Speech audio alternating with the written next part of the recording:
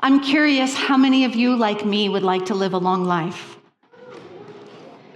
Now, how many of you want those extra years to be healthy and surrounded by loved ones? Me too. But here's the deeper question. What are the conditions that make that possible? You see, health and well-being is not simply a personal pursuit. Sure, it begins with us, but it's reinforced and it's sustained by our families, our friends, in the places where we spend our time, and the policies that shape daily living. Health happens in community. Now, I know this personally, not just professionally. When I was 37 years old and raising my 2 teenage sons, I was diagnosed with breast cancer. I was never more determined to live longer, at least long enough to finish raising my sons, and if I was lucky, to know my grandchildren. I immersed myself in research. I studied everything I could get my hands on about nutrition, exercise, emotional resilience, environmental health, psychological resilience. I did the deep dive. And I'll tell you, it was really overwhelming because there's a lot of information out there about health and healing.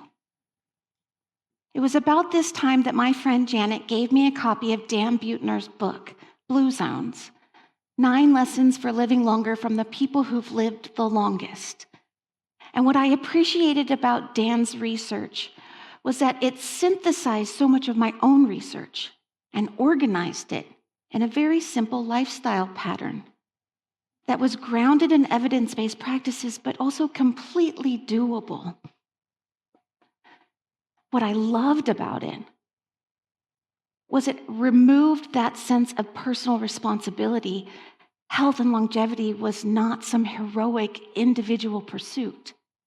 Health happened in daily living and the environments where we spend our time. Now, Dan Buettner and his team of researchers traveled around the world learning from people who were living really long, vibrant lives, well into their 90s and 100s. And what they learned from them wasn't just that they had some miracle gene.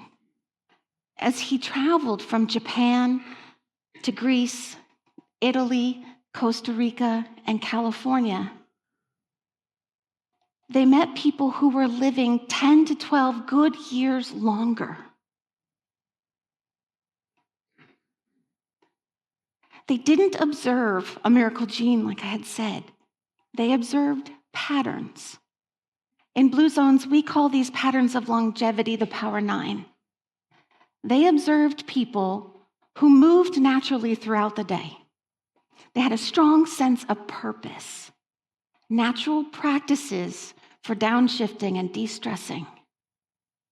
They ate wisely, mostly a plant slant diet, but they didn't overeat and they didn't overconsume alcohol. They prioritized their families first.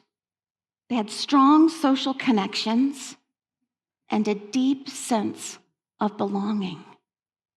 Now, all of this in an environment that reinforced and sustained those healthy practices.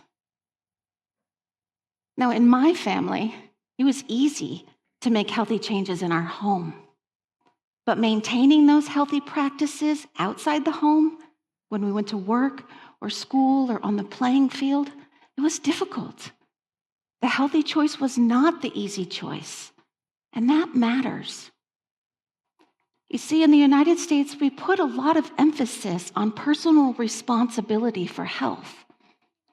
But as we can see, only 20% of genetics is what shapes our health, 10% access to care. But it's that 70% that's our behavior and the environment where we spend our time. In other words, our health is shaped by what we do and where we do it. I invite you to think for a second, where do you spend most of your time during the day? At home, where you work, where you learn, where you shop, where you play, where you recreate. This sphere of daily living, that's what we call our life radius.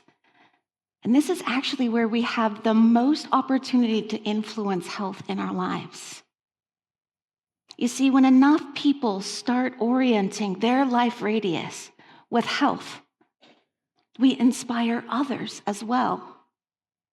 And when enough people in a community start embracing health across their life radius, communities begin to shift.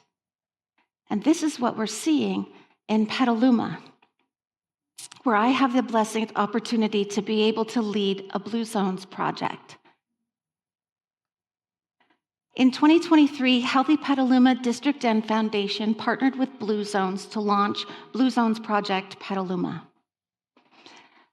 We work across the life radius of Petaluma to build initiatives that are inspired by the Power Nine. So in other words, we're working with local government, healthcare, schools, businesses, restaurants, grocers, nonprofit organizations, faith-based organizations, and even clubs to make sure that healthy choices are accessible for all people throughout the community, and that no matter where we go, our health can be supported. And it's making a measurable difference.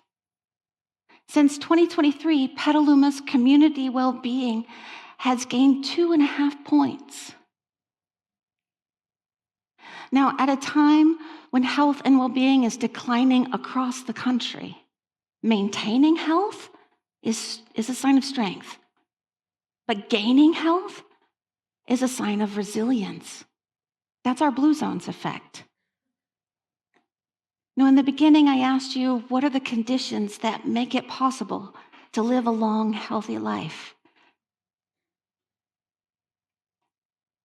In the 13 years since my health crisis, I've learned a few things about health, resilience, and longevity. And I'll tell you, health does not happen in isolation. Health happens in community. We are all part of a community. And the more inspired we are to make healthy choices for ourselves, the more we're inspiring those around us. And we can create a tipping point in our communities so that health gets reflected back to us no matter where we go. This is the opportunity that we have to create healthy conditions now for ourselves, for each other, and for our future generations. Health and our community health can be our legacy. And my grandchildren are counting on us. Thank you.